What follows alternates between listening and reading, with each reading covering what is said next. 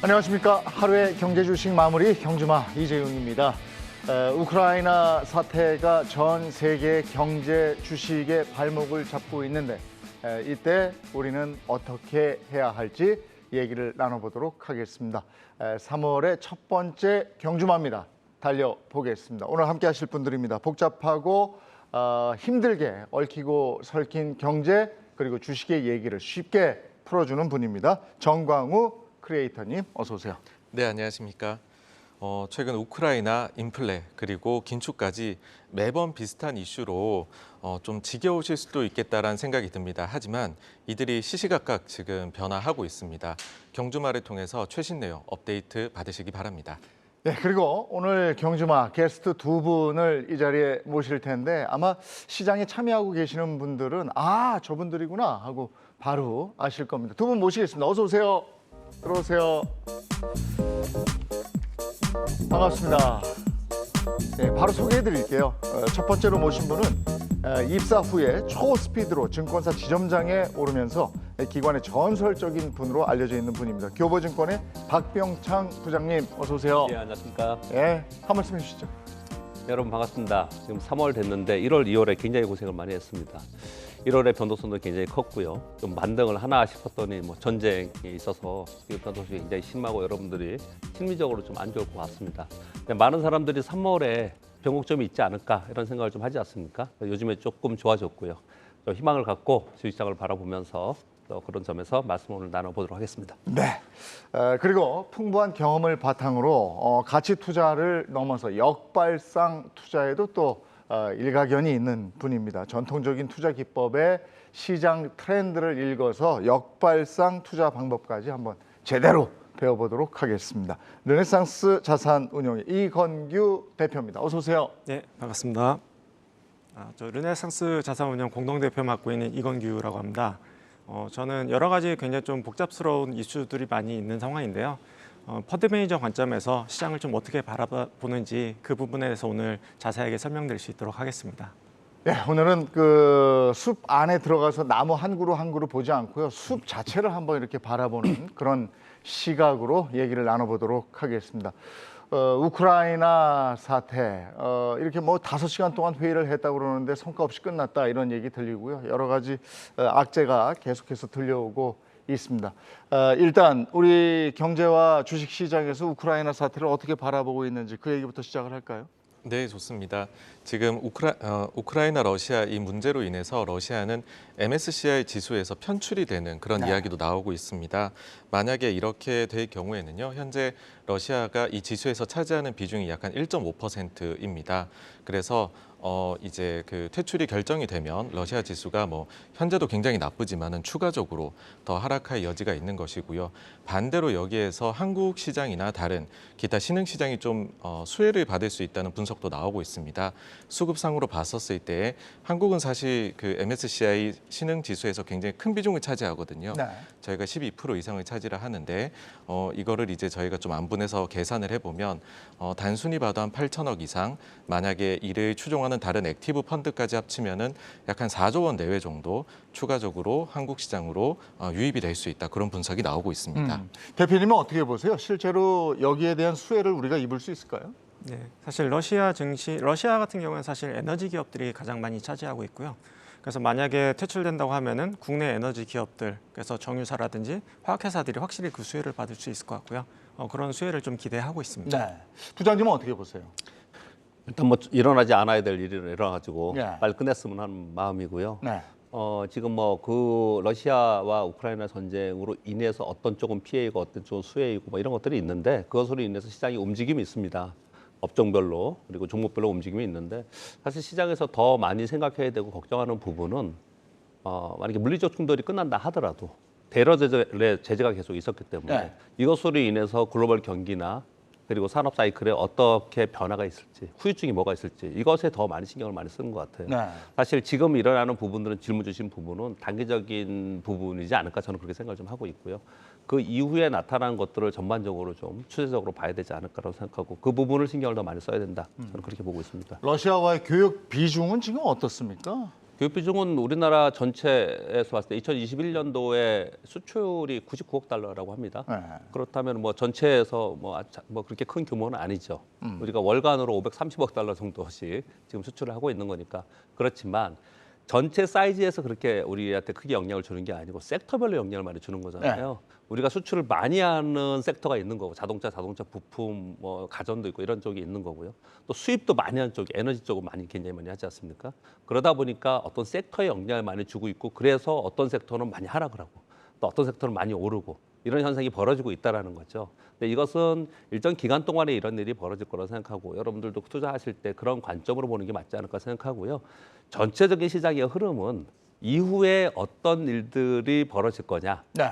어떤 일들이 벌어진다는 얘기는 전쟁 이후에 글로벌 경기를 바라보고 연준에서는 이것을 어떻게 바라보고 어떤 정책이 나올 것이냐. 이런 부분들이 이후에는 우리가 더 관심을 가져야 되지 않겠냐. 네. 이렇게 보는 것이죠. 오늘 계속해서 잠시 후에는 전쟁 이후에는 어떤 변화가 있고 그 변화에 맞춰서 우리는 어떻게 대응해야 할지 그 얘기도 아울러 물어보도록 하겠습니다. ETF 얘기가 계속 나옵니다. 그 전쟁 전에 그랬어요. 포성에 살아 이런 얘기가 있었는데 실제로 러시아 ETF에 투자한 분들이 있습니다. 근데 이분들이 지금 울고 있다고 그러는데 어떻게 된 얘기입니까? 네, 맞습니다. 지금 이제 그 대표적으로요, 이제 최근에 많이들 해외 투자하시는 분들께서 레버리지 ETF 투자를 하시는데 러시아 관련해서 그 RUSL이라는 요 티커를 가진 그 관련해 가지고 한국에서 하루에만 176만 달러어치를 매수를 하셨다라고 네. 이야기를 합니다. 그런데 지금 러시아 증시가 이틀에 걸쳐서 지금 중단이 되어 있는 상태이고 이 ETF에 대해 가지고서는 향후에 상장 폐지 이야기까지도 현재 나오고 있습니다. 그래서 러시아 쪽에 소위 말해서 그 바텀 피싱 들어가셨던 분들에게 조금은 안 좋은 소식들이 현재는 계속해서 들려오고 있는 상황입니다. 네. 대표님 이 얘기와 덧붙여서 레버리지 투자에 대해서 한번 짚어봐 주실 필요가 있을 것 같아요. 네, 근데 레버리지 투자 같은 경우에는 저는 일상적인 경우에는 사용하지 않는 게 좋다라고 기본적으로 생각을 하고요. 그리고 이번 경우에도 이제 바텀 피싱이라고 해서 이제 특정 구간에서 좀 이때가 바닥이다 이렇게 판단을 했겠지만 사실 그 바닥이란 부분이 이제 지나봐야지 알 수 있지. 그 당시에는 굉장히 좀 알기 어려운 부분이 있거든요. 그래서 저는 레버리지를 투자한다고 하면은 결국에는 정말 강한 확신이 있어야 되겠지만 일반인들이 투자하기에는 굉장한 위험성이 따른다 이렇게 기본적으로 보고 있고요. 그리고 ETF 투자한다고 하더라도 좀 더 이제 장기적인 관점. 그래서 단기적으로 낙폭이 크니까 매수하는 것이 아니라 과연 러시아 경제가 살아날 수 있을까라는 관점에서 보고 투자를 해야지만이 장기적으로 좀 수익을 낼 수 있지 않을까라고 보고 있습니다. 네. 우리나라 개인 투자자들도 보면 바닥이라고 생각하는 순간 레버리지 투자를 확 하잖아요. 네. 실제로 그런 모습을 보셨을 거 아닙니까, 부장님? 근데 이제 거의 대부분 전업 투자잖아. 네. 그리고 이제 단기 거래하시는 분들이 변동성 따먹기로 하죠. 볼라틸리티 따먹기라고 표현을 쓰면은 네. 그런 전문 영역에 계시는 분들이 굉장히 많이 하는 것이고요. 근데 그렇지 않은 이런 것들이 한 번이라도 해보지 않았거나 훈련이 되지 않은 분이 한다는 것은 사실 굉장히 위험한 것이죠. 아까 지금 말씀 주셨듯이 대표님께서 말씀 주셨듯이 레버리지 투자 자체가 위험한데 거기에 변동성도 굉장히 크지 않습니까? 근데 그런 변동성에 투자를 한다는 것은 사실 뭐 투기 자체를 우리가 폄하하는 것은 아니지만 이건 너무 과도한 투기의 영역이 지금 있기 때문에 우리 일반 투자자들한테는 뭐 권할 만한 그런 상황 아닌 것 같고요. 근데 그런 부분들만 또 변동성을 노리고 투자하시는 분이 분명히 시장에는 존재하고 있습니다. 네. 그렇기 때문에 시장은 변동성이 생기고 그것으로 인해서 위아래 가격 형성이 되는 것이죠. 네, 그런 부분들이 나타나고 있는데 여러분들이 생각하실 때 이번이 기회이지 않을까. 이렇게 큰 폭으로 하락했는데 우리가 큰 폭으로 하락했을 때 매수해서 들어갔을 때 결국은 수익 나는 걸 많이 받지 않습니까? 네. 그러니까 이번에 그런 생각을 많이 했을 것 같아요. 미국의 ETF도 있지만 우리나라에도 지금 러시아 ETF가 있거든요. 근데 이런 것들을 한다라고 하는데 우리나라 거 보니까 한 1,000억 이상의 지금 있는 것 같아요. 정보가. 그런데 지금 러시아 같은 경우에는 MSCI에 지금 퇴출한다 이런 말씀을 아까 주셨는데 러시아 같은 경우에는 지금 이제 금융 시스템 자체에 대해서 부정적인 시각을 갖고 있고 문을 닫은 상태잖아요. 네. 그리고 해외 펀드나 ETF에서 거래를 아예 못하게 했지 않습니까? 우리가 변동성을 위해서 수익을 내고자 하는 어떤 기업에 투자를 한다고 하더라도 그 기업의 고인 컨설턴이 존재돼 있어야 되잖아요. 보장이 돼 있어야 되잖아요. 근데 그 자체의 리스크를 갖고 있는데 크레딧 리스크죠. 그걸 갖고 있는 투자를 한다는 것은 굉장히 위험하다. 네. 뭐 그렇게 말씀드려야 될 것 같습니다. 근데 대표님 이런 상황에서 네. 미국이 지금 많이 떨어져 있잖아요. 네. 그래서 미국에도 레버리지 투자를 하시는 분들이 있어요. 네. 근데 바닥이라고 확인되는 증거는 아무데도 없는 거죠. 그렇죠. 뭐 바닥이라는 부분은 항상 시간이 지나봐야지 알 수 있는 부분이어가지고요. 그래서 바닥이라고 확신할 수 있는 사람은 아무도 없다라고 보고는 있는데 다만 이제 제가 약간 긍정적으로 보는 부분은 사실 기업들의 이제 실적이 좀 개선되고 있고 그리고 실질적으로 이제 선진국 위주로 해가지고 우리가 이제 흔히 얘기했던 위드 코로나라는 부분이 경기 재개와 맞물려 가지고 경제가 좀 살아나는 모습을 좀 보이고 있는 것 같습니다. 그래서 그런 의미에서는 바텀 피싱을 할 만하긴 하지만 여기에 대한 확신을 갖기에는 사실은 좀 지켜봐야 되는 부분은 있다 이렇게 네. 말씀드릴 수 있겠습니다. 내가 생각하기에 이 정도가 바닥인 것 같다. 근데 저희가 누누이 말씀드리지만 바닥 밑엔 지하도 있어요. 근데 내가 이렇게 생각을 하고 있고 시장에는 참여를 해야 되겠다. 그러면 어떻게 참여해야 됩니까? 사실 그 증시가 어느 정도 수준이 괜찮으냐 진입하기에 네. 이거는 뭐 아무도 모르지 않을까라고 생각을 합니다. 다만 지금 현재 이제 미국 시장에서 이 정도면 충분한 좀 조정이 있었다 이런 이야기를 하는 측의 주장을 한번 소개를 드리자면은 코로나 이후에 계속해가지고서 밸류에이션이 굉장히 높게 형성이 됐었습니다. 그러니까 과거 대비해서 프리미엄을 많이 받았었는데요. 그 S&P 500 기준으로는 지금 이제 지난주 기준으로 해서 과거 5년 평균 정도로 밸류에이션이 내려왔습니다. 그러다 보니까는 일단은 가격 조정이 밸류에이션 측면에서는 많이 좀 없어진 것 아니냐. 그러니 가볍다. 네. 지금부터 기업 실적만 괜찮다라고 하면은 여기에선 충분히 바닥을 논할 수 있을 것 같다. 뭐 그런 논의가 제일 많이 나오는 것 같습니다. 부장님 의견은 어떻습니까? 네, 지금 말씀 주신 게 이제 미국 S&P 500 기준으로 과거의 평균이 한 20배 정도인데 지금 21배까지 내려왔기 때문에 거품 거쳐지지 않았나 이렇게 네. 표현을 좀 하고 있는 거고요. 미국 시장의 밸류에이션을 우리가 평가한다는 건 굉장히 어렵습니다. 훨씬 종목도 많고 굉장히 어려운 부분이고 우리나라로 예를 들면요. 우리나라 시장이 여러분 굉장히 변동성이 심하지만 1월에 급락했습니다. 1월에 급락했다 2월에 우리 시장이 플러스인 거 아세요? 2월 월간으로는 플러스였어요.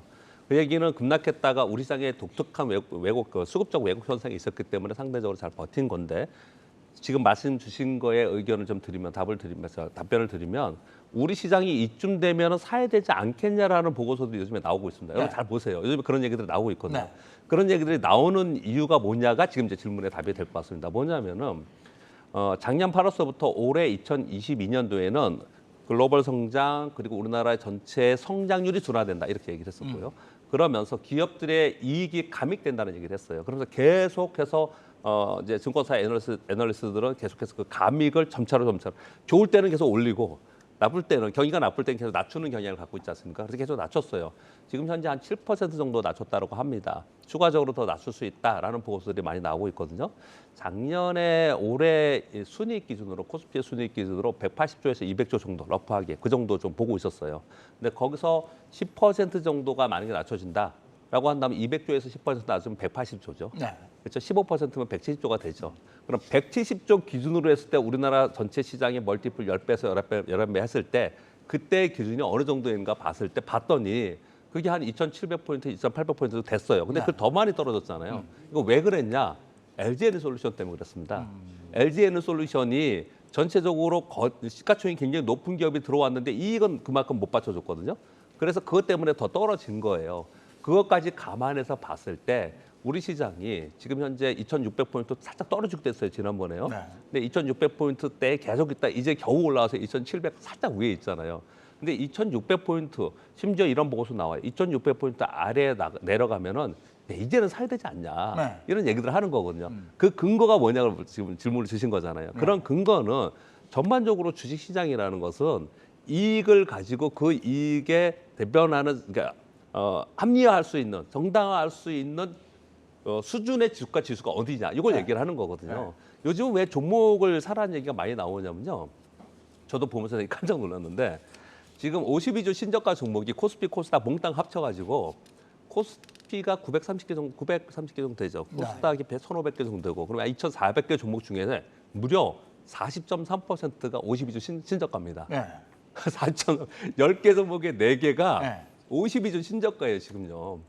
그들 종목 중에서는 기본적으로 아무리 지금 악재를 반영한다 하더라도 감익을 반영한다 하더라도 그보다 너무 과하게 떨어지는 게 있지 않겠냐라는 거예요. 그렇기 때문에 그런 종목에는 관심을 갖자라고 얘기를 하는 거거든요. 그러니까 지금 말씀 주신 것대로 우리가 어떤 기준이라는 게 누가 정해놓고 기준을 정한 건 아니에요. 자, 여기는 싸다. 아니 여기 비싸다. 이거 누가 PER 10배가 싸다 비싸다는 걸 누가 약속한 건 아니거든요. 이건 사실은 군중의 심리이고 어느 순간에 전반적으로 싸다라는 심리가 작용을 하는 거죠. 그러니까 그래프를 이렇게 보면 그건 알겠는데 지금 여기서 줍줍이라는 얘기를 할 수 있을까에 대한 여러 가지 이견들이 있어서 대표님 시장을 어떻게 보시는 거예요? 두 가지가 되게 중요할 것 같아요. 결국에는 기업 이익이 증가하느냐 첫 번째 중요할 것 같고요. 두 번째는 이제 밸류에이션이 과연 매력적인가라는 부분에서 살펴보면요. 일단은 기업 이익이라는 부분이 사실 작년도에 워낙 큰 이익 성장을 누렸다 보니 올해 약간은 증가는 하지만 증가율이 좀 둔화되지 않을까라는 좀 우려가 있었고요. 그러다 보니까 전반적인 시장이 좀 조정을 받았고 이제 밸류에이션이 쭉 내려왔다라는 부분이죠. 그렇게 봤을 때는 현재 성장률 감안했을 때는 밸류에이션이 매력적인 수준이 된 것 같아요. 그래서 향후 이익 감안했을 때는 현재 밸류에이션이 굉장히 매력적이고 그리고 매력적인 기업의 주가가 있다고 하면은 저는 이제 무조건 사는 게 맞다라고 보고 있는데 저는 최근에 기업들의 이제 주가 수준을 보면은 굉장히 매력적인 주가 수준까지 떨어졌고 매력적인 주식들이 굉장히 좀 많다라고 평가를 하고 있기 때문에 저는 시장을 굉장히 좀 긍정적으로 보고 있는 상황입니다. 그럼 두 분 의견이 조금씩 담을 만은 하다. 네. 이렇게 보시는 많이들 얘기를 하죠. 요즘. 네. 네. 그럼 정 선생님도 마찬가지예요? 사실 이제 그 언제가 바닥이 되건 아무도 모르지 않습니까? 그러다 보니까 조금씩 매수에는 나서시나 네. 뭐 조금 다른 얘기를 드리자면 빚을 내서는 안 하셨으니까 그러니까 이게 정말로 완전한 바닥이다라는 네. 확신은 왜냐하면 말씀해주신 대로 지하실이 또 있을 수 있으니까는요. 한꺼번에 사지 말고. 맞습니다. 조금씩 나누어 가지고서 좋은 기업을 찾아 나가시는 게 좋을 것 같습니다. 그런데 여기에 이제 또 하나가 우리가 우크라이나와 러시아 얘기할 때 빠질 수가 없는 게 원유 가격하고 그리고 원자재 가격이잖아요. 어제 $100 넘었죠, 원유가. 맞습니다. 지금은 110달러까지도 WTI가 지금 형성됩니다. 그러니까는 이렇게 되어버리면 결국에는 문제가 될 게 인플레이션일 텐데요. 최근에 나온 이제 외국계 증권사 보고서를 참고를 해보니까 이제 유가가 10달러가 올라가게 되면은 미국 그 이제 물가 기준으로 0.2% 정도. 그래서 지금처럼 작년 대비해서 뭐 40, 50달러 정도 유가가 높아졌다라고 하면 그 자체만으로도 인플레가 1% 이상 더 오게 되는 거를 이야기한다라고 하더라고요. 그래서 유가가 많이 올라가게 되면 가뜩이나 지금 인플레에 대한 우려가 큰데 이거를 좀 더 가중시킨다. 그렇게 말씀드릴 수 있을 것 같습니다. 네. 그 여러 가지 그 작용을 하잖아요. 유가하고 원자재라는 게. 이런 걸 감안할 수밖에 없는 거잖아요. 네, 당연히 감안할 수밖에 없고요. 근데 이제 최근에 유가뿐만 아니라 이제 러시아 같은 경우에는 글로벌하게 봤을 때 이제 1위의 가스 수출국이고요. 원유는 이제 3위고 그리고 이제 특수금속 같은 경우도 굉장히 좀 많이 수출합니다. 그래서 이제 최근에 뭐 니켈이라든지 알루미늄이라든지 이런 가격도 굉장히 좀 많이 증가했고요.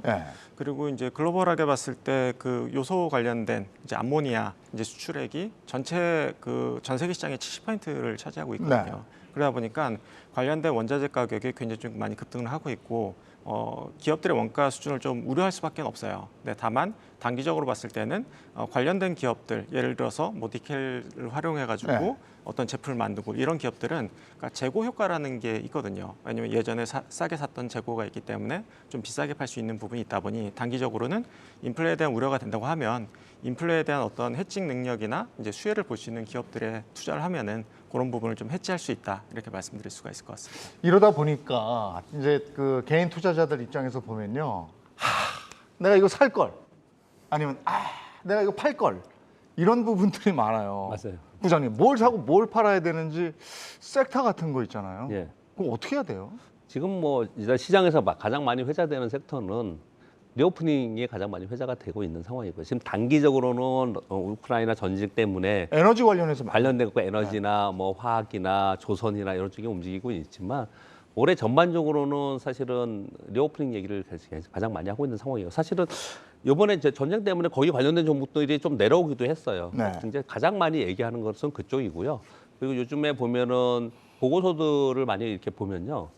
올해 실적이 감익되는 과정 속에서도 실적이 탄탄하게 있는 쪽이 어디냐, 여기 각광받고 차별화가 심화될 것이다. 이런 얘기를 굉장히 많이 하고 있거든요. 그런 쪽에서 본다면 꾸준하게 실적이 좋은 쪽은 반도체와 IT 하드웨어다, 은행이다, 이렇게 얘기를 많이 하고 있고요. 안 좋았다가 좋아지는 쪽을 조선 쪽을 얘기를 많이 하고 있습니다. 네. 그건 뭐 제 개인적인 의견보다도 지금 전반적으로 그런 섹터들을 얘기하는 것이 네. 일반적이라고 볼 수 있습니다. 조선해양 이쪽으로 많이 올랐고요. 근데 또 하나가 아까 52주 최저가 네. 말씀하셨는데 네. 아니 현대차 우크라이나에 공장이 있죠. 그것 때문입니까? 아무래도 그 영향이 가장 좀 크고요. 네. 그래서 이제 그 우크라이나 이제 화폐가 좀 떨어지면서 이제 그 화폐 관련된 손실이 좀 많이 이제 반영이 될 것 같습니다. 네. 그래서 그 손실만 해도 지금 한 4천억에서 5천억 정도 예상을 하고 있기 때문에 굉장히 큰 손실이 예상이 되고요. 그와 더불어 사실 이제 현대차 같은 경우에는 이제 울고 싶은데 이제 뺨을 때린 격인 게 원래도 사실 실적이 계속 좀 안 좋아질 걸로 좀 예상을 하고 있었습니다. 왜냐하면은 글로벌 철강 가격이 굉장히 좀 많이 올랐었고 그래서 이제 특수강이라든지 아니면 강판이라든지 이런 가격들이 굉장히 많이 오른 상황이기 때문에 향후 실적이 굉장히 좀 불투명한 상황이었다 이렇게 보여지고 있기 때문에 울고 싶은데 이제 뺨을 맞았고 그리고 단기적으로는 사실 회복하기가 좀 만만치는 않다. 왜냐하면 원가 부담이 계속 지속될 것 같다 이렇게 보고 있습니다. 그리고 또 하나가 금리 인상 얘기 나오면서 금융주들 올랐었잖아요. 네, 근데 네. 요즘 왜 이렇게 휘청거리는 거예요? 최근에 전쟁에 대한 이제 위험 수위가 굉장히 올라가면서 네. 안전자산 선호 현상이 발생합니다. 그러면서 가장 안전하다고 여겨지는 미국채에 대해서 네. 수요가 생겨나서 이틀에 걸쳐서 미국채 가격이 폭등을 했습니다. 아. 금리가 대단히 많이 떨어졌고요. 얼마나 많이 떨어졌는지를 표현을 해드리자면은 원래는 3월에 두 번 이제 50bp 인상에 대한 이야기도 있었습니다. 근데 현재 지금 국채시장 반영된 가격은 이제는 50bp는 어림도 없고 25bp 인상 가능성도 100%가 아니라 90%대로 내려와 있는 상황입니다. 그러다 보니까는 금리가 내려오면서 자연적으로 금융주들도 지금 조정을 받고 있습니다. 근데 또 이 우크라이나 사태가 터지면서 이제 미국 연준에서 금리를 확 올리지 못할 것이다. 서서히 올릴 것이다. 이래서 금융주가 좀 떨어지는 거 아닌가 이런 얘기도 있던데 어떻게 보십니까? 네, 그렇습니다. 지금 말씀 주신 대로 미국의 10년 만기 국채 수익률이 2% 위에까지 올라갔잖아요. 지금 1.7%고요. 2년 만기 국채 수익률이 1.63%가 올랐는데 1.3%예요. 이렇게 떨어지고 엄청나게 크게 떨어진 겁니다. 이 네. 퍼센트로 따졌을 때는. 네, 이런 것들을 반영하면서 떨어진 부분이 있고 그리고 지금 말씀 주신 대로 이렇게 전쟁이 있고 그리고 글로벌 경기 둔화에 대한 우려가 있는 상황에서 공격적으로 유동성 축소를 할 수 있겠느냐. 네. 완화적으로 조금 스탠스가 가지 않겠냐로 기대를 하는 거거든요. 근데 이것은 사실은 우리가 지금 단기적인 시각으로 뭐라고 딱 단언하기는 어렵다고 저는 생각을 합니다. 왜냐하면 이 정도의 인플레이션 상황에서 단지 경기만 바라보고 그러면 다시 완화 정책으로 가야 되느냐 이럴 수도 없는 거고. 네. 또 이 상황 속에서 강력하게 금리 인상을 할 수도 없는 거고 굉장히 공경에 처한 그런 상황이라고 생각을 하거든요. 네. 근데 그런 상황 속에서 시장을 바라보고 경과를 바라보면서 가변적으로 어떤 정책들이 나오겠죠. 그런 부분들은 우리는 살펴보면서 투자할 수밖에 없을 것 같습니다. 네. 지금 러시아가 원유하고 가스가 강하잖아요. 그래서 이제 이것의 대체, 그러니까 대체 에너지, 재생 에너지 개발에 박차를 가하고 있는 게 또 미국의 입장이 아닐까 싶은데 그러면 그런 종목을 좀 담으면 되는 겁니까? 사실 그런 종목들이 지금 최근에 증시에서 각광을 받고 네. 있습니다. 이거는 물론 한국만의 일이 아니고요. 글로벌에서도 이런 종목들이 지금 상승세를 크게 펼치고 있는데요. 한국에서는 태양광일 수도 있고 아니면 풍력 관련된 주식들이 좋은 상황인데 오늘도 그 바이든 대통령이 저희 한국 시간으로 낮에 나와서 연설을 할 때 친환경 쪽, 그다음 BBB 법안의 인프라 법안 통과 네. 이런 부분에 대해서 강조를 했습니다. 그러다 보니 에너지 가격도 오르고 하니 대체제로 쓰일 수 있는 친환경 쪽이 좋은 것 아니냐 이런 이야기가 나오고 있는데 이것도 다시 한번 돌고 돌아 말씀을 드려야 되는 게 결국은 사실 이게 전쟁에 대한 배팅이 들어가 있는 부분입니다. 장기화되고 문제 해결이 안 되니 이 상황이 지속될 것이니 좋을 것이다 이기 네. 때문에 이 부분은 전쟁에 대해 저희가 확신할 수 없는 부분이지 않습니까? 그래서 조금 주의를 기울이시고서 요거는 투자를 하셔야 되지 않을까 생각합니다. 지금 원유값이 이렇게 오르면요. 그 전에도 한번 우리가 짚어봤었는데 셰일가스 얘기 나오잖아요. 그러면 관련해서 어떤 주를 담으면 좋은 거예요? 그러니까 이런 얘기 나올 때 미리 좀 담고 항상 보면 이게 오른 다음에 아이고 저건데 이러거든요. 미리 좀 가르쳐 주시면 뭐가 있겠습니까? 근데 셰일가스뿐만 아니라 이제 그 가스에 대한 투자가 굉장히 좀 많아질 것 같아요. 네. 왜냐하면은 러시아의 가장 힘을 빼는 가장 효율적인 수단은 그러니까 원자재 가격을 낮추는 부분이거든요. 네. 그래서 현재 그 친환경 트렌드는 저는 단기간에 끝날 것 같지는 않아요. 요거는 단기적인 테마가 아니라 좀 장기적으로 끌고 갈 수 있는 이슈다라고 보고 있는데요. 그게 이제 저는 이제 세 가지 틀에서 좀 나타날 수 있다. 앞서 말씀 주신 뭐 셰일가스뿐만 아니라 중동 쪽에서의 어떤 가스전 개발이 되게 활발히 될 것 같아요. 그래서 이제 뭐 흔히 과거에 이제 좀 인기를 끌었던 뭐 FPSO, 뭐 해상 유전이라든지 아니면 뭐 강관이라든지 아니면은 LNG 선박이라든지 관련된 뭐 보냉제라든지 이런 것들에 대한 수요가 굉장히 좀 빠르게 증가할 수 있다라고 좀 보고 있고요. 네. 그리고 또 한 가지는 이제 그 화석 연료를 좀 덜 써야 되기 때문에 이제 전기차 트렌드가 굉장히 좀 빨리 진행이 될 것 같아요. 그래서 오늘도 보면 이제 2차 전지 관련된 주식들이 굉장히 좀 많이 상승을 했거든요. 그래서 이제 전기차에 대한 보급도 굉장히 빨리 앞당길 수밖에 없다. 그렇게 봤을 때는 이제 2차 전지 관련된 주식들이 좀 세를 볼 수 있다. 이렇게 보면 될 것 같고요.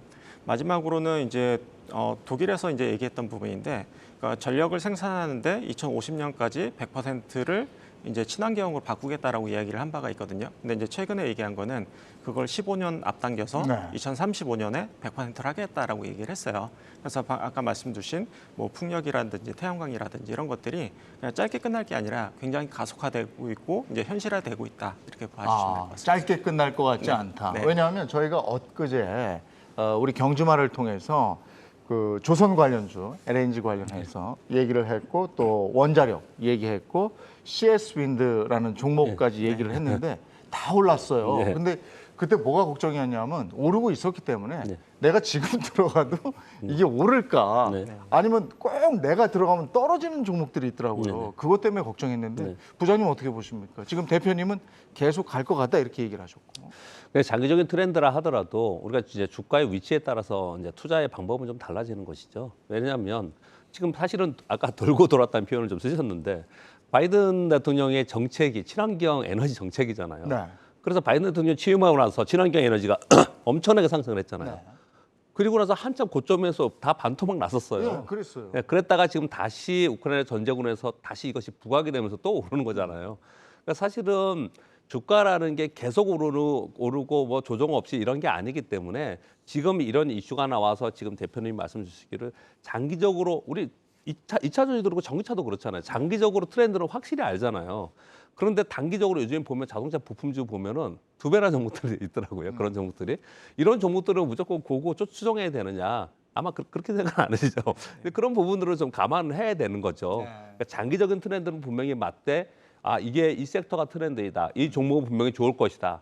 그렇다면 그 종목의 흐름을 보면서 우리가 투자는 거기서 거기에 맞춰서 하는 거지 트렌드 자체는 분명히 맞다라고 생각합니다.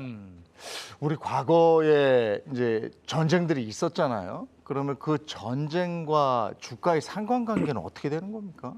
일반적으로 증시 격언에서 전쟁에 살아 뭐 이런 말이 있지 않습니까?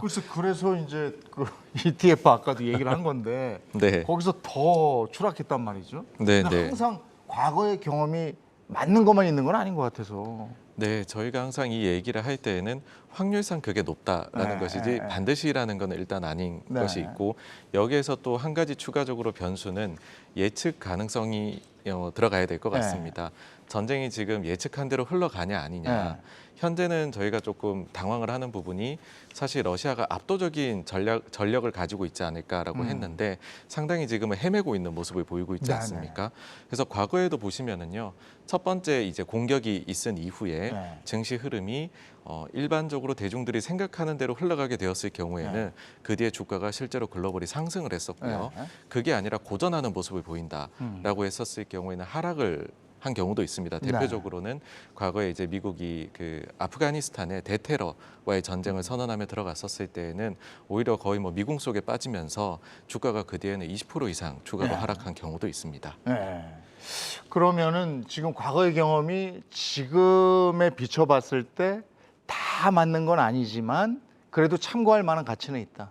네, 그렇습니다. 네. 전쟁 이후에는 상당히 높은 확률로 네. 주가가 그 뒤에는 반등을 오히려 보였습니다. 우크라이나 같은 경우에 우리가 원유도 짚어봤고 원자재도 짚어봤어요.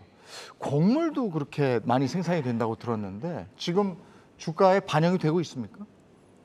지금 사실 곡물이라고 하면은 이제 식료품 업체들이 이제 곡물을 사다가 이제 쓰는 부분이 있고요. 러시아 같은 경우에는 밀 수출 1위국이라고 보면 될 것 같습니다. 그래서 밀 가격뿐만 아니라 최근에 이제 대두 가격이라든지 옥수수 가격이라든지 전반적인 이제 곡물 가격의 상승이 있었거든요. 그래서 최근에 이제 관련된 식품 업체들 같은 경우는 오히려 원가가 올라가기 때문에 좀 주가가 떨어졌던 그런 부분들은 좀 있습니다. 이 식품 업체들은 리오프닝 관련해서도 영향이 있지 않습니까? 네, 그렇습니다.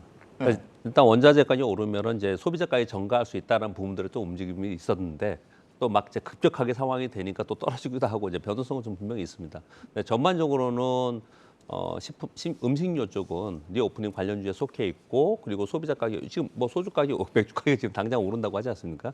근데 뭐 라면 가격도 오르고 이제 그런 주식들은 이제 주가에서 반영이 되면서 상당 부분 좀 주가는 움직이고 있습니다. 자, 지금 이제 물가가 오른다는 얘기가 나오는 건데 네. 그래서 이제 인플레 전에부터 우려를 했던 거잖아요. 이제 우리한테 바로 장바구니 물가로 와 닿는 건데 인플레이션과 주가의 관계는 뭐 뗄래야 뗄 수가 없는 거지 않습니까? 네, 그렇습니다.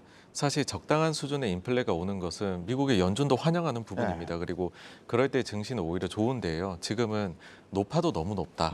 그게 이제 문제인 부분이고 이것이 미국뿐만이 아니라 뭐 유럽을 비롯해서 다른 나라까지도 숫자가 예상한 것보다도 너무 높게 나오다 보니까 네. 지금은 이것이 문제아로서 그렇게 대두되고 있습니다. 근데 이제 우리가 시장에서 또 하는 얘기가 요즘에 악재들이 많잖아요. 근데 지금 뛰어들기 불안한 이유 중에 하나가 꼭 주변에서 그래요. 더 큰 한방이 온다. 더 큰 한방이 오면 뭐가 남아 있겠습니까? 지금 전쟁까지 터진 상황에서 뭐가 있겠습니까, 부장님? 더 큰 한방은 이제 소위 말한 아래 공포, 디플레이션. 네. 이제 이걸 걱정하는 분들이 많고요. 그리고 시장이 전반적으로 보면 시장이 한 번 더 하락할 거다라고 네. 생각하시는 분들의 그 이론적 근거를 보면은 네. 자, 이런 상황에서 금리 원래 경기는 좀 둔화될 거다라고 예상을 했었어요. 그런 상황에서 유동성 축소까지 있으니까 걱정이 된다는 얘기를 하고 있었습니다. 그런데 전쟁이 발발했단 말이에요. 그러니까 이제 더 경기가 안 좋아지지 않겠냐라고 얘기를 하면서 이번 3월이 끝나고 1분기의 경기 지표와 기업 실적이 나왔을 때 우리 예상보다 쇼크가 나온다. 네. 이러면 소위 이제 경기 둔화 더 나아가서 경기 침체에 대한 우려가 나오면서 한 차례 더 떨어질 수 있다. 이게 이제 근거예요. 이제 그렇게 네. 얘기를 많이 하고 있습니다. 근데 사실 컨센서스가 굉장히 낮아져 있는 상황이라서 시장은 항상 컨센서스보다 위에 있냐 아래에 있냐를 많이 따지지 않습니까? 그래서 그 결과에 대해서는 일단 좀 4월에 가봐야겠지만 일단 증권가 여의도 증권가에서 보는 시각은 대체로 3월에 주요 이벤트가 끝나면서 변곡점이 있지 않겠냐, 좀 네. 좋아지지 않겠냐는 게 네. 의견이 많고요. 좀 약간 뭐랄까요 이론적인 베이스로 얘기하시는 학자분들이나 이런 분들 있죠. 예. 이런 분들은 한 차례 정도 하락 더 할 수도 있으니 좀 더 조심하자. 이렇게 네. 좀 나눠져 있습니다. 지금. 예. 3월에 연준 이제 인상 발표 뭐 이런 거 있잖아요. 그게 한 방이 될 수도 있을까요? 안 좋은 한 방? 저는 그게 한 방이 될 수는 없다고 봅니다. 아. 왜냐하면 이제 금리 인상이라든지 아니면 유동성 축소라든지 이런 부분들은 계속해서 경고를 해왔고 네. 그리고 이제 시장에서 이미 알고 있고 이제 이미 주가에 반영됐기 때문에 그게 이제 한 방이 될 수는 없다라고 네. 생각을 하고요. 오히려 최근에 이제 주가가 흔들리거나 아니면 지정학적 리스크가 더 커지면은 그런 부분을 더 늦출 수 있는 부분들도 있거든요. 그래서 그런 부분들이 추가적인 악재가 되긴 어렵다라고 좀 보고 있고요. 다만 이제 지정학적 리스크가 더 커졌을 때는 이게 큰 리스크로 될 것 같기는 해요. 예를 들어서 이제 러시아에서 이제 핵 카드를 좀 만지작거린다라든지 아니면 뭐 대만하고 중국하고 추가적인 이제 갈등이 벌어진다든지 이런 부분들이 말씀하신 한 방이라고 하면 그런 부분들이 좀 한 방이 될 수 있지 않을까라고 생각을 하고요. 나머지 알려진 악재는 이제 한 방이 될 수는 없다 이렇게 보고 있습니다. 아니, 핵은 한 방이 아니고 파멸 아닙니까? 파멸이죠. 네. 이걸 단추를 누르는 순간 뭐 이거는 상상하기조차 그런 싫은데. 리스크는 사실 그렇게 높은 네.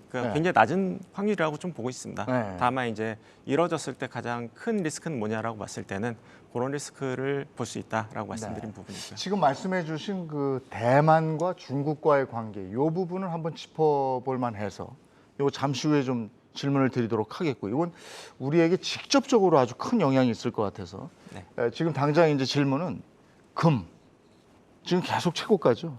네, 이걸 그렇습니다. 지금이라도 담아야 되는 거예요. 어떻게 되는 거예요? 사실 금이 미국에서 긴축이 나올 때에는 금 가격이 그렇게 매력적이지가 않습니다. 과거에는요.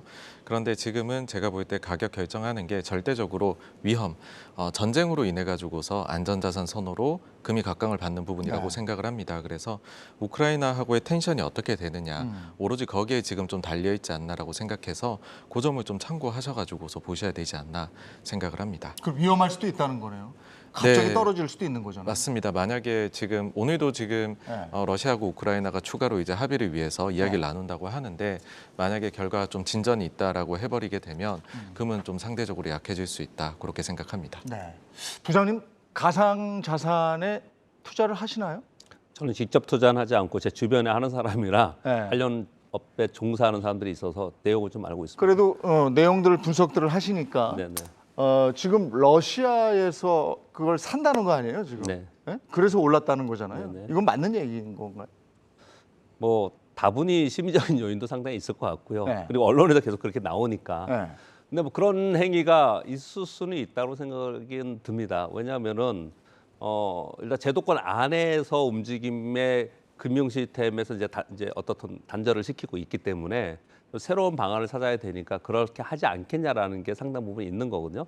근데 그 부분에서 조금 더 이론적으로 보면은 소위 가상자산이라는 거는 탈집중하잖아요. 네. 그래서 중앙에서 어떤 명령에 의해서 어떤 시스템에 의해서 이것을 뭐 이렇게 변경하거나 아니면 어떤 것들을 제어할 수 있는 부분은 아니거든요. 그게 사실은 그런 의미에서 이제 우리가 제도권 안에 화폐에서 가상화폐로 간다라고 딱 이게 이분법적으로 얘기하는 것 자체가 약간 틀린 얘기라고 저는 생각을 하거든요. 그래서 아마도 제도권 밖에서 암암리에 그런 행위들이 있어질 수도 있겠지만 그것이 전체적인 대세는 아니지 않을까. 네. 그 정도 생각합니다. 근데 그 말이 굉장히 그 설득력이 있어서 네. 러시아 부자들이 달러 사기도 좀 그렇고 네. 그러니까 가상 자산을 많이 사고 있다. 네. 군비도 그걸로 충당할 것이다. 네. 그래서 가상 자산이 오르고 있다. 예. 나도 사야 되는 거 아니냐. 예. 여기까지 미치는 건데 어떻게 보십니까? 네, 최근에 가장 급등한 자산이 무엇이냐라고 하면은 네. 기름값을 제외하고 나면은 가상화폐 네. 쪽입니다. 상황이 그럴 수밖에 없다라는 생각이 저도 드는 것이 기준금리가 지금 러시아가 한 번에 9.5에서 20%로 네. 올려버리고 그 다음에 외환시장도 닫아버리고 거기다가 대출금리가 지금 70%까지도 일반은행에서 네. 올라가 있는 상황이라 합니다. 이건 사실상 금융시장이 시스템이 붕괴되어 있는 상황에서 그러면은 대안을 좀 위험하더라도 차라리 코인이 낫지 않느냐 이거는 충분히 가능한 일이라고 네. 생각을 하거든요. 근데 이 부분도 이제 어쩔 수 없이 결국은 또 전쟁하고 엮이게 됩니다. 네.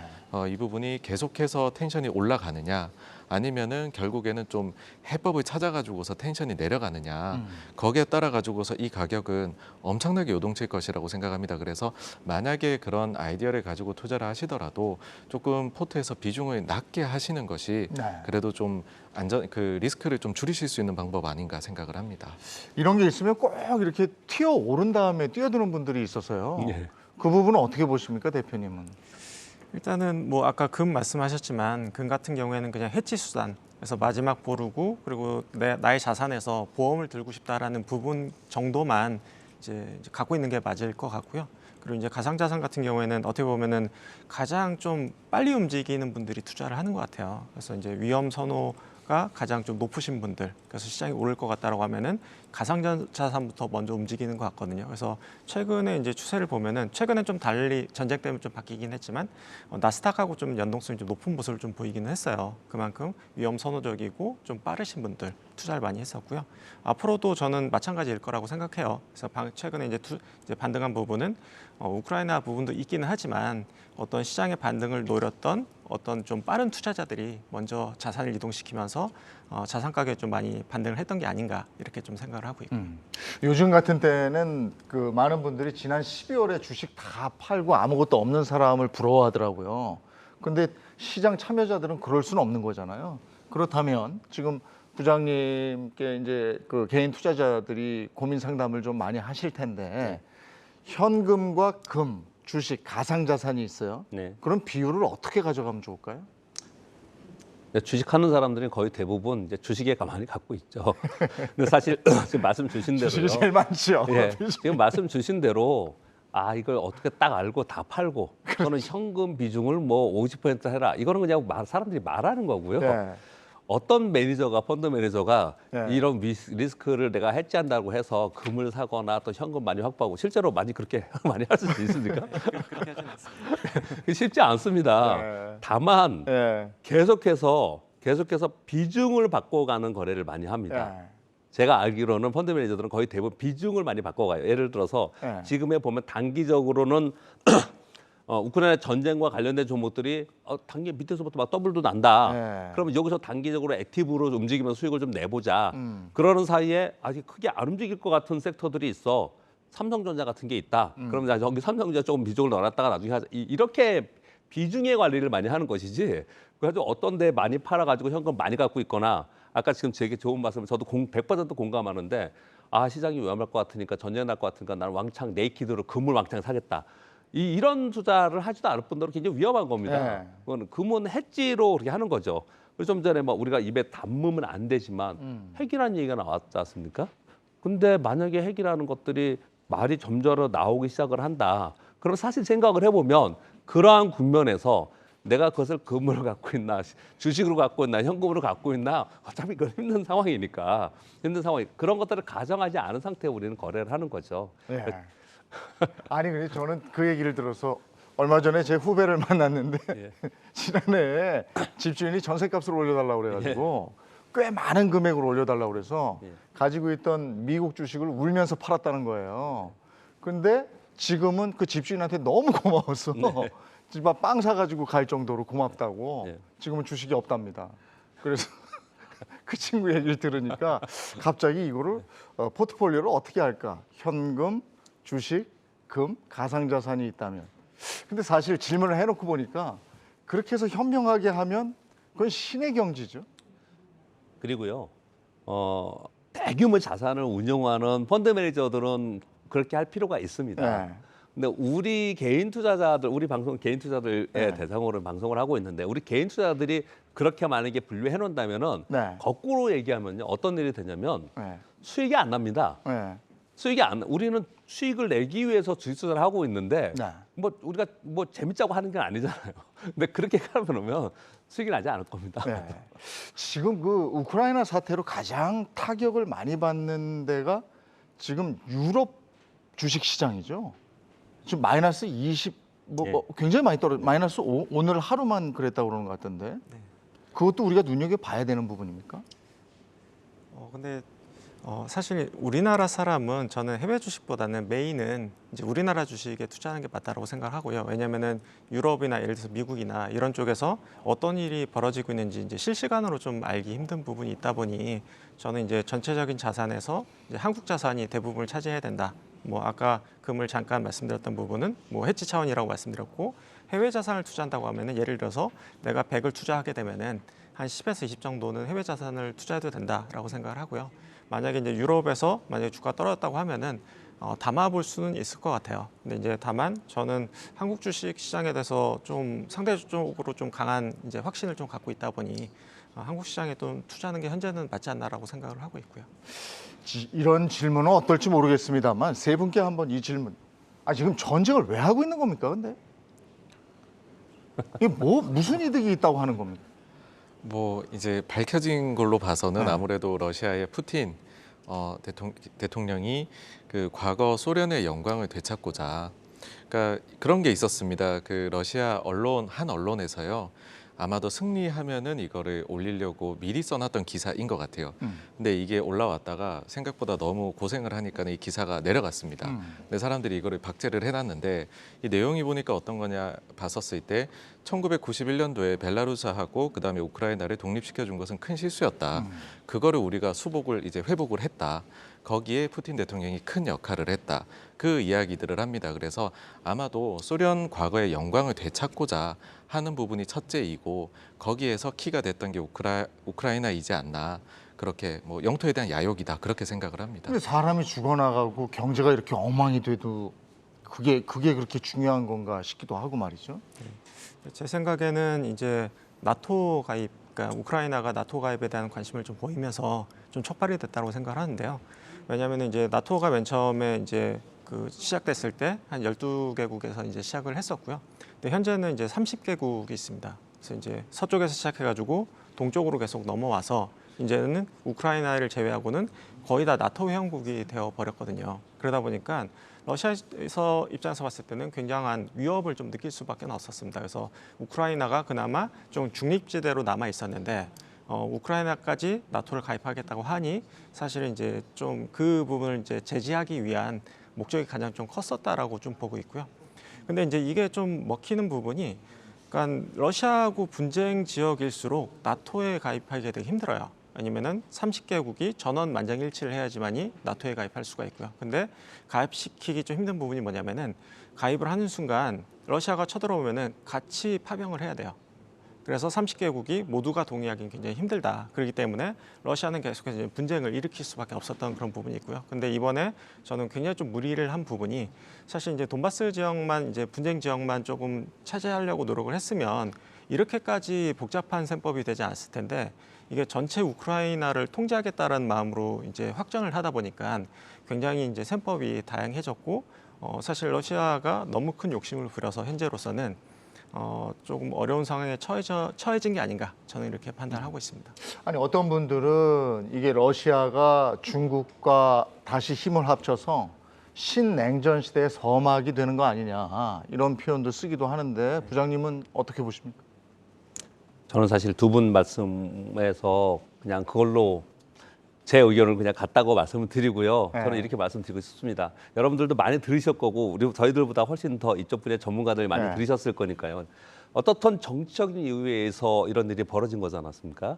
근데 정치적인 이유에서 민간인들이 사상자가 나오는 전쟁이 정당화할 수 있느냐는 거죠. 네. 어떤 이유든 간에. 이건 정당화할 수 없는 일이 벌어진 거고, 그리고 뭐 정말 매란된 말씀을 드리면, 우리 이런 일들이 항상 벌어질 때 생각하는 게, 뭐 제 개인적인 생각도 그렇고 여러분들 어떨지 모르겠지만, 정말 100년도 살지 못하는 사람들이 뭐 얼마나 대의를 가지고 얼마나 후세에 뭘 정치적인 이슈를 가지고 이런 일들을 벌였는지 좀 말이 안 된다는 생각을 하고요. 뭐 어떤 이유에든 간에 전 말이 안 된다고 생각합니다. 근데 만약에 그런 예측처럼 신냉전 시대로 다시 갔다. 그럼 주식 투자 어떻게 해야 됩니까? 사실 지금 가정할 수 있는 가장 최악의 시나리오라고 말씀드릴 수가 있겠고요. 그러면은 주식시장은 마찬가지로 이제 냉전 시대를 맞이할 수밖에 없다, 이렇게 보고 있는데요. 저는 그 가능성이 그렇게 높다라고 보고 있지는 않습니다. 왜냐하면은 최근에도 러시아가 이제 우크라이나를 침공했을 때 중국은 최대한 말을 자제하고 있고 사실 아무런 입장 표명도 안 하고 있거든요. 그런 걸 보면은 예전만큼 뭐 예를 들어서 우리가 형제 아니가 뭐 이런 식의 시대는 지났다. 각국의 이해관계가 다 다르고 이해관계에 움직일 뿐이지, 그게 이제 와서 뭐 신냉전을 할 정도로 이제 두 국가가 이제 손을 잡고 이러기에는 각국의 입장이나 차이가 좀 분명히 존재한다. 그래서 저는 그 가능성은 낮다, 이렇게 보고 있습니다. 그러면 아까 잠깐 얘기했던 중국하고 대만에 문제가 생겼을 때, 네. 그때는 어떻게 될까요? 저는 이제 중국이 사실 이제 간보기를 했다라고 이번에 생각을 해요. 왜냐하면 이제 러시아가 침공을 했는데 생각보다 이제 각국에서 액션이 없네, 생각보다 좀 미지근하게 대응을 하네, 이런 부분에 있어서 우리도 한번 요거를 어떻게 한번 손을 대볼까, 이런 생각이 있었던 것 같기는 해요. 다만 저는 이제 그 가능성도 좀 높지 않다라고 좀 보고 있는 부분이요. 최근에 이제 러시아 관련된 제재가 이제 전방위적으로 좀 확대가 되고 강화가 되면서 중국도 이게 굉장히 좀 뜨겁구나, 이렇게 좀 느꼈을 것 같아요. 그래서 이제 좀 간을 봤지만 실질적으로 실현을 하기에는 그 이해관계 득실을 따졌을 때는 좀 손실이 더 크지 않나라고 생각을 할 것 같고요. 또 한 가지는 이제 우크라이나랑 이제 러시아 같은 경우에는 바로 옆에 붙어 있고 지상군 투입이 가능한 구조이지만, 사실 이제 대만하고 중국 같은 경우에는 이제 대만 섬나라이기 때문에 160km의 거리가 있거든요. 그거를 직접 물 건너가지고 전쟁을 치르기에는 상당히 많은 준비와 노력이 필요하다고 봤을 때는 그게 굉장히 좀 쉬운 일이 아니다, 이렇게 바라보고 있습니다. 전면적인 전쟁이 아니더라도 대만에 무슨 문제가 생기면 반도체는 어떻게 되는 겁니까? 일단 뭐 대만에 문제가 생기면은 지금 우크라이나와 러시아의 전쟁 나는 거하고는 차원이 다른 문제라고 생각합니다. 왜냐면 우리나라가 지금 2월에 우크라이나 전쟁이 발발했음에도 불구하고 2월에 그냥 뭐 큰 움직임이 없지 않습니까? 네. 오히려 플러스였지 않습니까? 네. 근데 대만의 문제는 소위 빅2이고 우리나라에 가장 영향이 큰 미국과 중국의 문제이기 때문에 네. 이건 주식시장과 경제에 아주 치명적일 거라고 생각을 합니다. 그럼 뭐 진짜 그것을 감안하고 주식투자를 한다면은 굉장히 위험한 상황이기 때문에 뭐 생각하기도 어려운 그런 상황이라 굉장히 어렵게 되지 않을까 이렇게 말씀 좀 드리고 싶고요. 그리고 뭐 반도체 말씀을 주셨는데 일단은 뭐 파운드리 업체가 대만에 있기 때문에 뭐 상대적으로 대만은 좀 뭐 괜찮지 않나 이런 얘기들을 많이 하고 있습니다. 그런데 그리고 전쟁의 상황이 됐기 때문에 특히 에너지 자원에 대해서 각국에서 이제 지금 얘기를 좀 하고 있기 때문에 유럽도 EU 반도체법이 이번에 통과됐거든요. 미국도 지금 바이든 대통령이 지금 연설을 들어보면은 반도체 공장들 미국에 세워가지고 우리 내부적으로 하겠다. 왜냐하면 세상이 4차 산업이라 그러면서 신기술들이 계속 필요한데 거기에 반도체가 계속 필요한데 보니까 반도체를 아시아의 의존도가 너무 높아졌던 거예요. 그래서 이제 그들이 그걸 하고 있지 않습니까? 그러면서 반도체는 양분된 양쪽의 시각을 봐야 될 것 같아요. 하나는 완성품 반도체 가격을 봐야 되는데 그 가격의 측면에서는 작년에 굉장히 우리가 안 좋게 보다가 요즘에 조금 괜찮아졌거든요. 그러면서 플래시 메모리 가격, 낸드 플래시 가격은 조금 오르는 이런 부분이 있기 때문에 반도체 쪽이 이번 우리나라 시장에서는 이 부분에 상당 부분 기여할 거다라는 쪽이 한국 쪽에 있고요. 또 하나는 지금 유럽도 그렇고 미국도 그렇고 계속해서 반도체 공장을 증설하거나 신설하고 있는 상황이거든요. 그렇다면 우리 주식 투자자 입장에서는 반도체 공장을 증설하거나 신설할 때 수혜를 입는 거기에 후반 기업들을 바라보면서 투자하는 것이 또 하나의 방법이다 저는 그렇게 생각합니다. 네. 반도체 주식은 여간해서 잘 안 움직이고 있어요. 근데 반도체가 괜찮다 얘기는 얼마 전부터 계속 해왔던 얘기인데 왜 이렇게 안 움직입니까? 사실 뚜렷하게 경기가 반등되는 모습이나 이런 거에 대해 가지고서 아직은 투자자분들께서 좀 확신이 없는 부분이 크지 않나 생각을 합니다. 저희가 가령 이제 물류란으로 인해 가지고서 반도체 부족으로 자동차 생산이 어려움을 겪고 있다. 이게 뭐 이르면은 작년 말부터 풀리지 않을까 하반기부터 계속 기대들을 했는데 그런 기대를 가질 때마다 좀 판판이 그게 무너졌었거든요. 좀 더 딜레이가 되다 보니까 그러다 보니까 이제는 기업들에서 그런 상황이 좀 호전되고 있어요. 이런 얘기가 나와도 그 부분에 대해서 신뢰를 보내기보다 실제로 좀 숫자가 찍히고 그 다음에 이게 좋아지면 그때 가서 좀 본격적으로 하겠다라는 심리가 더 많이 좀 가지고 투자자들이 있으신 것 같습니다. 대만하고 한국이 반도체 강국이잖아요. 인텔이 넘어서겠습니까? 인텔이 그 대만하고 우리나라를 네, 넘어서는 네. 지금 뭐 열심히 한다니까. 네.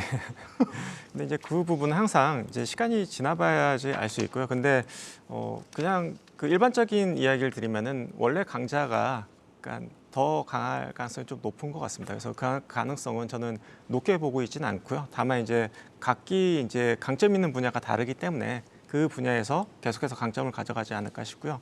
그리고 아까 말씀 주신 부분에 대해서 제 생각을 말씀드리면은 그러니까 최근에 이제 반도체 가격 그러니까 주식들이 별로 안 좋은 부분은 아까 말씀 주신 이제 확인하고 가자에 좀 더 가까운 것 같아요. 왜냐하면 주식이라는 부분이 뭐 3개월, 6개월 선행하기도 하지만 시장이 불안할 때는 이거 확인하고 가자 이런 부분들이 좀 많거든요. 근데 지금은 확인하고 가자라고 하는 부분인 것 같고요. 다만 저는 그럼에도 불구하고 반도체 주식을 굉장히 좀 긍정적으로 보는 부분은 이제 키옥시아 화재로 인해서 이제 2분기에는 낸드 쪽의 이익이 좀 많이 올라올 것 같아요. 그리고 이제 3분기 같은 경우에는 이제 성수기로 가는 부분도 있고 이제 현물 가격이 반등하기 시작을 했기 때문에 1분기까지는 이제 반도체에 대한 어떤 어닝 모멘텀이 그렇게 어쨌든 그럼에도 불구하고 네. 반도체는 담아볼 만하다. 그렇게 맞습니다. 듣겠습니다. 오늘 우크라이나 사태부터 해서 반도체까지 경제 전반, 주식 전반에 대한 얘기를 여러분과 함께 나눠봤습니다. 경주마 내일 돌아오겠습니다. 고맙습니다.